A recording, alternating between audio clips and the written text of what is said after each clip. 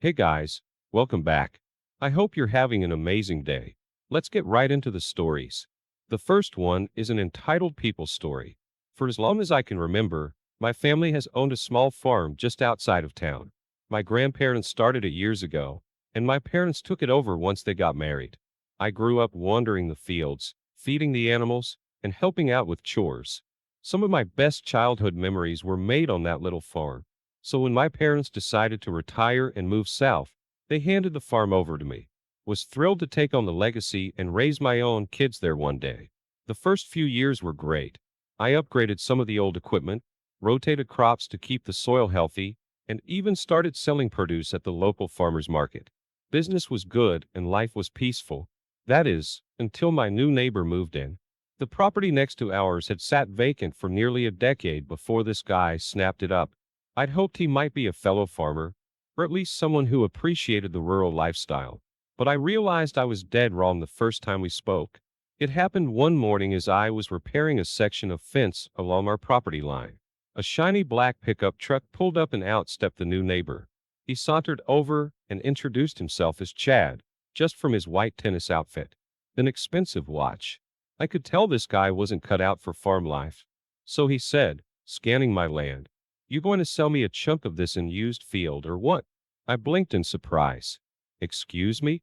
This land isn't for sale." "Oh, come on. You've got plenty of space."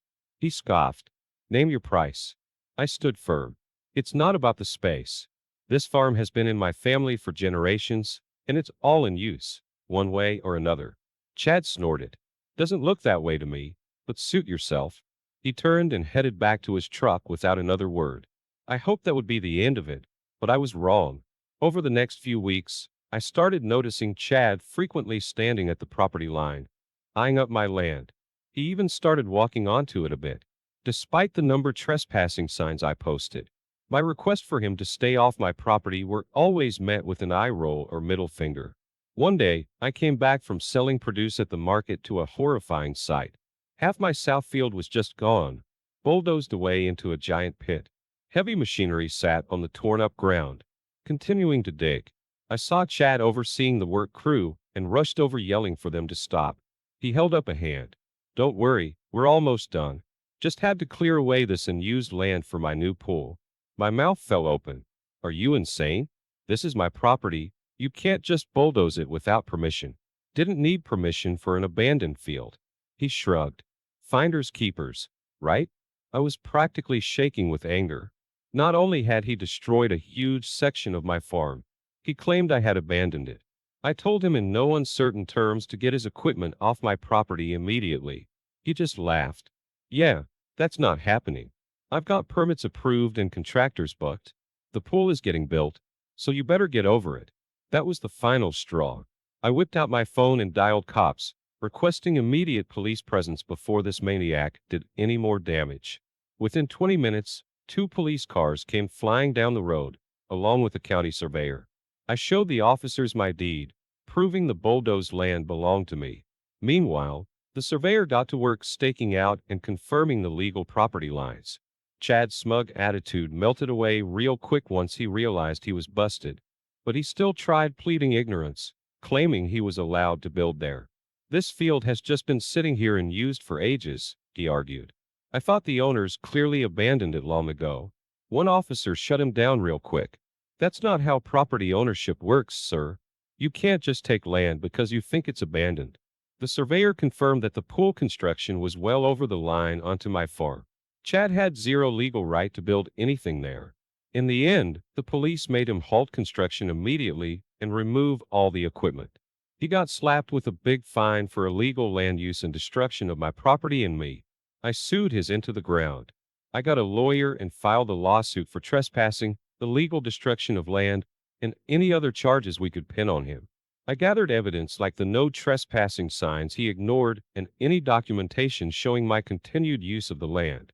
In court, Chad tried to stick to his lame defense that the land seemed abandoned, but the judge wasn't buying it, especially once my lawyer presented county records showing regular tax payments on the full parcel for decades, proving it was very much still owned and in use. Long story short, Chad got reamed by the judge and ended up owing me over $100,000 in damages. He never got to build his precious pool either. His little construction project ended up costing him big time. As for me, I took great satisfaction in using some of that money to hire equipment, which pushed the pile of demolished dirt right back into the crater on Chad's property. He came home to find his plans for a pool filled with the rubble from my field. Sweet, sweet revenge. In the end, I succeeded in restoring my farm to its original layout. It took time and money to repair the damage, but seeing my full fields back in working order made it worthwhile. The lesson here is clear. You can't just take someone else's land because you think it's abandoned. Property rights exist for a reason, and I'll be damned if I let some entitled jerk steal mine. Chad found that out the hard way. The next one is a pro-revenge story. Since I'm still in school, I took a job at a bakery which I won't name. The place is bread in the name, but also sells overpriced salads and sandwiches. I worked there for close to a year, during which I had a boss named Betty. Not her real name, of course. Betty and I didn't get along at all. She had caused the previous general manager to quit because she had an affair with him, and threatened to tell his wife if he didn't leave. He left the job quickly, and she was promoted to his position. I didn't like her, but I had to respect her dedication to becoming the general manager of such a small store. When I first started working there, I was respectful, but she would do things that irritated me. For instance, I would clean all the areas I was assigned to, and once I was done and relaxed for maybe 5 minutes, she would burst out of the manager's office demanding, "Why aren't you working?" I would explain that I had completed my tasks and as a cashier if no customers were present. I didn't have anything to do. She would glare at me, and then I would see her accidentally spill an entire pot of brewed coffee onto my freshly mopped floor. So I learned to always appear busy. Once she realized I wasn't going to idolize her, she began reducing my hours. The store operated on a Game of Thrones like politics for promotions and raises. Somehow all her friends became managers and would bully the rest of us. She was rarely at work. She would drive to the job just to clock in case corporate decided to check her hours.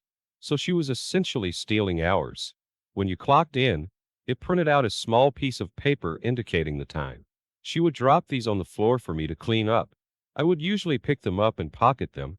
This led to me discovering Betty's clock in and clock out stubs at my house. This detail becomes important later. Did I mention she was incredibly racist? She was white and most of the staff were my fellow high school peers who were mostly people of color. One day at work she declared, "When you're on the clock, I own you." When we all reacted with shock, she tried to backtrack, saying I didn't mean it like that.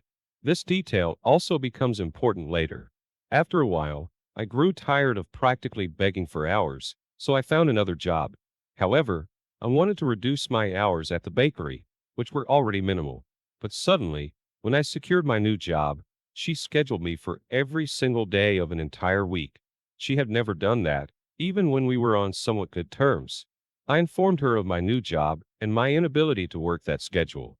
Later, I called a friend who still worked there to inform him that I planned to quit the next day. He has a habit of using speakerphone while cleaning at work, so Betty overheard. The next day, I went in and respectfully began. "Thank you for the opportunity, Betty. Let me finish before saying, oh, yeah, I meant to tell you you're fired." I was so blindsided and angry that I lost my temper. My mother raised me to treat women with respect, but this woman infuriated me. She seemed to think overreading was a personality trait. I left upset about being fired before I could resign, but I didn't dwell on it. I was only 18 and already had another job. I wasn't expecting a positive reference from Betty anyway. I would have moved on if it weren't for the district manager, Ben, not his real name, reaching out to me. He assumed I was still employed there, so I clarified that I had been fired. He was surprised, given that I had been a reliable employee. He inquired about the reason for my dismissal, and I explained the situation. He was upset that she had fired me before I could quit and asked if there were any other issues with her. I vented to him for a bit. When I mentioned her racist comment, he asked if anyone else could corroborate my story. I had forgotten to mention that she had gradually fired or forced many employees to quit, replacing them with her friends and family, which was against company policy. Due to potential conflicts of interest, several co-workers agreed to back up my story. One co-worker, Andy, who believed he was destined to be a famous vlogger, always had his phone out recording audio or video.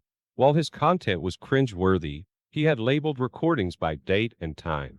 Upon checking, he found recordings of Betty making racist remarks. With the help of other former coworkers, we sifted through Andy's recordings and found several instances of Betty making controversial statements. For example, once a customer sneezed on the baked goods, and when a coworker informed her, she laughed it off saying no one would notice, but I wanted to do more. I avoid conflict, but when provoked I see things through. I discovered on Facebook that she was married. No one knew this. So when she had the affair with the previous manager and essentially blackmailed him, she was also being unfaithful to her husband. I don't think anyone cared enough to investigate because she wasn't pleasant. I found the previous manager Mark on Facebook and learned that he and his wife had separated. Even after quitting, Betty had tried to extort money from him. When he refused, she informed his wife anyway, leading to their divorce and forcing him to move back with his parents. In my state, blackmailer extortion carries a third-degree penalty, which can result in up to 7 years in prison and a fine exceeding $10,000, payable to the victim. I informed Mark of my plan, and he agreed to report her to the police, but he allowed me a week to finalize my part. I met with District Manager Ben and presented all our evidence, the recordings, written statements from other ex-co-workers, and the slips showing Betty's false clock, insurance, and clock-outs. Ben thanked me and began his investigation. A few days later, I noticed the store was closed during regular hours. A current employee informed me that Ben had verified through security footage that Betty wasn't working the hours she claimed. He also discovered she was embezzling from the store. She had violated numerous health and safety codes and used the repair funds for personal expenses. She was immediately fired along with her allies, leaving the store understaffed. The store had to close temporarily for cleaning and repairs. Mark informed Betty's husband with photographic evidence of her affair, but he framed it as if it was ongoing. Betty's husband was furious and decided to divorce her. Betty, being the type to overshare on Facebook, pleaded for a place to stay, but her friends and family abandoned her. She ended up living in her car while job hunting. Mark then sued her for extortion. To make matters worse, the company sued her for the stolen funds and the costs of repairs and lost revenue. During the store's closure, Betty's life unraveled. She had to sell her car at a significant loss to cover her legal expenses. Mark shared snippets of her emotional breakdowns in court with me. The next one is a petty revenge story. Some years ago, I worked at a gas station convenience store.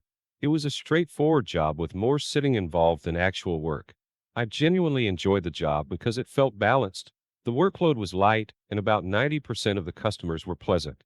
With some regulars that I adored, occasionally I encountered a difficult customer, but it was never too challenging or extreme. On the days I had a challenging customer, it was typically someone who believed that the price of gas and cigarettes was my fault. However, it wasn't something that kept me up at night. The hardest part of this job for me was the mental aspect. It was tough watching the same customers spend all their money on lottery tickets, exclaiming it only takes one, only to return the next day and repeat the process. Or witnessing the entitlement or lack of consideration from well-off individuals who couldn't be bothered to say hello, please, or thank you. I often tried to understand their mindset, but it was stressful trying to make sense of it all. Overall, it was a good starting job for me. I understand that others might feel differently as I had friends in the same company who had more challenging experiences than I did. Now, let me share a story about a woman who came in to buy a soda one day. I received a lot of $1 bills at my register, which was unusual as I typically got more $20 bills. We started with a limited amount of money in the register and had signs up asking customers to pay with the smallest bill possible. We didn't keep many $20 bills on hand, depositing them into a safe. Once they accumulated, any $50 or $100 bills were deposited right away. Once the money was in the safe, we couldn't access it. There were days when I had to refuse service to customers who only had $100 bills, as it would leave me short on change. One day, a woman and her friend entered the store. The woman wanted a fountain drink and began filling her cup. She filled it a little, took a sip, and repeated this process multiple times for about 5 minutes. I wanted to intervene, but the store owners prioritized customer retention over doing the right thing. So I watched in annoyance as she consumed nearly 2 refills worth of soda. She finally approached the counter to pay. Her total was $149. She opened her wallet, shuffled past several $1 and $5 bills, and chose to pay with a $50 bill. This irritated me due to her inconsideration. As she waited for her change, her friend stood by her side. In that moment, I decided to be a bit petty. I gave her $48.51 in change, all in ones and pennies. She looked surprised, and before she could react, I wished her a pleasant day. She left with her friend, and I continued my shift feeling a small sense of victory. The next one is a malicious compliance story. I work at an auto manufacturer. In a previous job, I was responsible for making hoods for two styles of cars, which we'll refer to as A and B. I had worked in this position longer than anyone else on the team and knew exactly how to keep things running smoothly. The process involved placing parts in a machine, pressing a button, then placing more parts in another machine and pressing another button. This cycle would continue indefinitely. One peculiar aspect of the robots was that they didn't function well when working on both A and B simultaneously. Therefore, if there was a need to switch between the two all in process, parts had to be completed before starting new ones. Each rack could hold 8 hoods, so it was essential to finish one rack before switching. The system wasn't designed to handle partial racks. Typically, the person working would decide when to switch, and it was relatively easy to predict the frequency of these switches. Most of the management was fine with this arrangement as long as the production line kept moving. Enter Wayne. Wayne was promoted from the line to a per diem position, which meant he received a slight pay increase. This promotion didn't sit well with the rest of U.S. union members.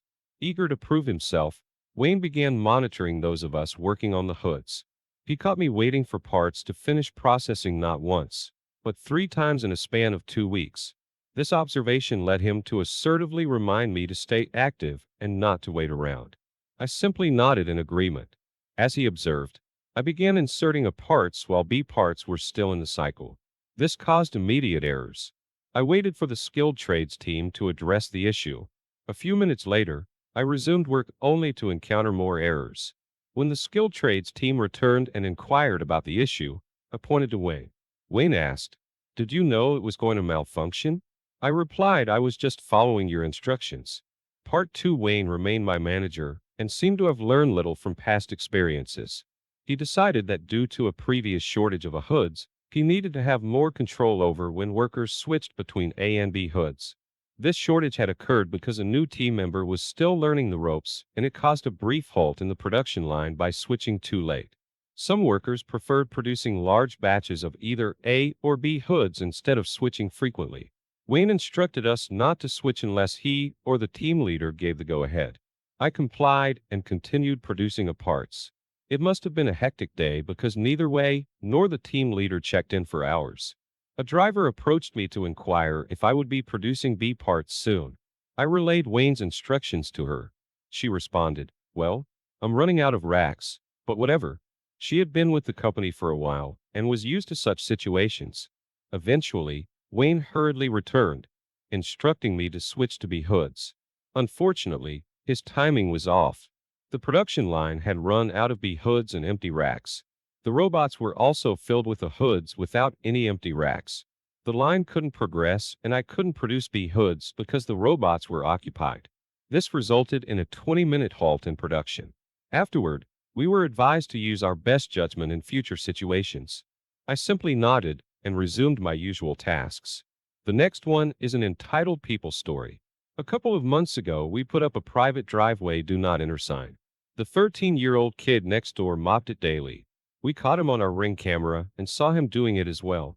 Then one night, the private driveway sign disappeared, coincidentally around the time the kid was hanging around near the sign.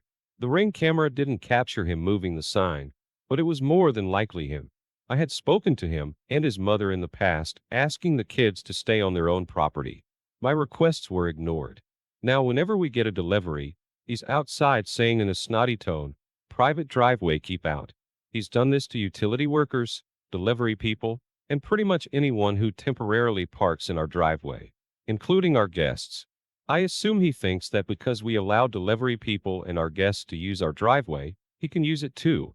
I'm not going to ask him again to stay off my property. I don't want to deal with that situation. I've already spoken to both the mother and the kid, and the behavior continues. We're installing a fence between our properties, and it can't be installed soon enough. It feels like we've been waiting forever for the parts to arrive, let alone schedule the installation. I'm considering having an attorney send a letter, but I'm concerned the kid will tamper with the survey property markers before the fence is erected. Honestly, I'm surprised he hasn't tampered with those markers already. He tried moving the old ones in the backyard more than once. That's why we had new ones installed. The flag markers are easy to remove. There's rebar the surveyor pounded into the ground, but the flagged markers are there to guide the fencing installer. When I spoke to the mother about the situation, she simply said she talked to her son. But kids will be kids. I disagree. This isn't what a well-behaved kid does. This is the behavior of a disrespectful kid who doesn't understand boundaries. I've taken precautions. We have security cameras in case of retaliation. However, security cameras don't capture everything they didn't record. To remove the driveway sign, I don't want to spend more on high-tech security cameras. Where does it end? Thank you for watching.